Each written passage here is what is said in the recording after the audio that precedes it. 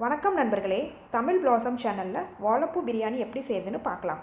அதற்கு தேவையான பொருட்கள்: கொத்தமல்லி சிறிதளவு, புதினா காஞ்சது சிறிதளவு, பூண்டு 25 பல், இஞ்சி சிறிதளவு, சோம்பு அரை டீஸ்பூன், 2 டீஸ்பூன் தேங்காய், பட்டை சிறிதளவு, 2 கிராம்பு. இதெல்லாம் நம்ம அரைச்சி எடுத்துக்கலாம். இப்போ தாளிக்கிறதுக்கு பிரிஞ்சி இலை, பெரிய வெங்காயம் 1, உப்பு தேவையான அளவு, மஞ்சத்தூள் தேவையான அளவு, கரம் மசால் தூள் 1 டீஸ்பூன். இப்போ வாழைப்பூ ஒரு பூவை எடுத்து நான் ஆஞ்சி வச்சுருக்கேன். ஜீரக சம்பா அரிசி 2.5 டம்ளர் இந்த டம்ளரில் எடுத்திருக்கேன்.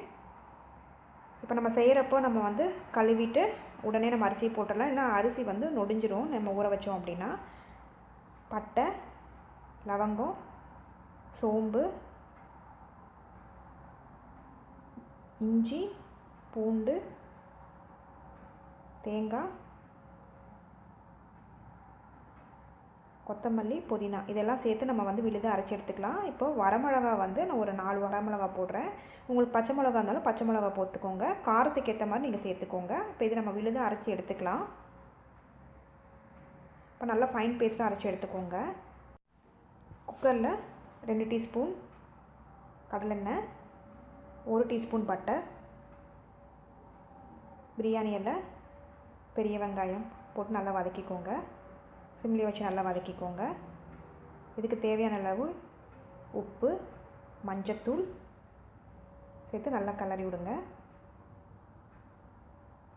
கரம் மசால் தூள் சிம்லி வச்சு நல்லா கிளறி விடுங்க. பெரிய வெங்காயத்துக்கு பதில் நீங்கள் சின்ன வெங்காயம் கூட நீங்கள் பாதி பாதி சேர்த்துக்கலாம். பெரிய வெங்காயம் பாதி, சின்ன வெங்காயம் பாதி, நல்லா டேஸ்ட்டாக இருக்கும். இப்போ அரைச்சி வச்ச விழுதை நம்ம இதில் சேர்த்துக்கலாம். சேர்த்து நல்லா கிளறி விடுங்க.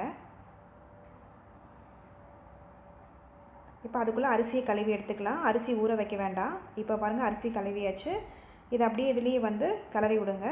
அப்போ தான் நமக்கு சாதம் நல்லா உதிரியாக கிடைக்கும். இப்போ ஜீரக சம்பா எப்பயுமே ஊற வைக்கக்கூடாது. உடனே கழுவி தான் நம்ம போடணும். இல்லைன்னா அது உதிர்ந்து போன மாதிரி ஆகிடும், குழஞ்சி போன மாதிரி ஆகிடும் அரிசி. இப்போ வாழைப்பூவை நீங்கள் கட் பண்ணாமல் அப்படியே நான் போடுறேன். பெரிய பூ அப்படியே இருக்கும், சின்ன பூ மட்டும்தான் அப்படியே கரைஞ்சிரும் இந்த சாதத்தில். அதனால் நீங்கள் பெரிய பூவும் கரையிற மாதிரி வேணும் அப்படின்னா சின்ன சின்னதாக பொடுசாக நீங்கள் நறுக்கி போட்டுக்கோங்க வாழைப்பூவை. இதையும் சேர்த்து நல்லா இதுலேயே நல்லா கிளறி விடுங்க.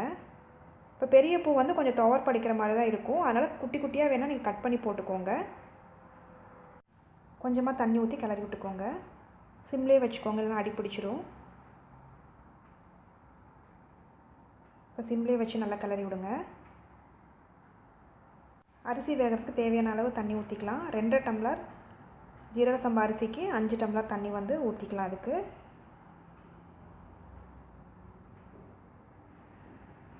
அதுக்கு மேலே நீங்கள் ஊற்றுனீங்கன்னா சாப்பாடு குழஞ்சிரும். தேவையான அளவு உப்பு சேர்த்து கிளறி விடுங்க.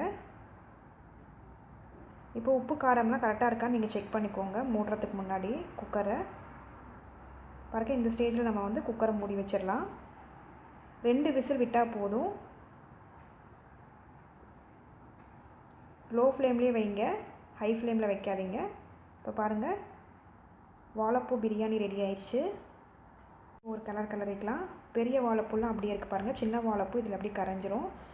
இப்போ அரை எலுமிச்சம்பழம் இதெல்லாம் புளிஞ்சு ஊற்றிக்கலாம். நம்ம தக்காளி போடாதனால நான் எலுமிச்சம்பழம் புளிஞ்சு ஊற்றுறேன். உங்களுக்கு தக்காளி வேணும்னாலும் நீங்கள் தக்காளி இதில் சேர்த்துக்கோங்க எலுமிச்சம்பழத்துக்கு பதிலாக. பாருங்கள், இதை நல்லா கிளறி விடுங்க. பாருங்கள், வாழைப்பூ பிரியாணி ரெடி ஆயிடுச்சு.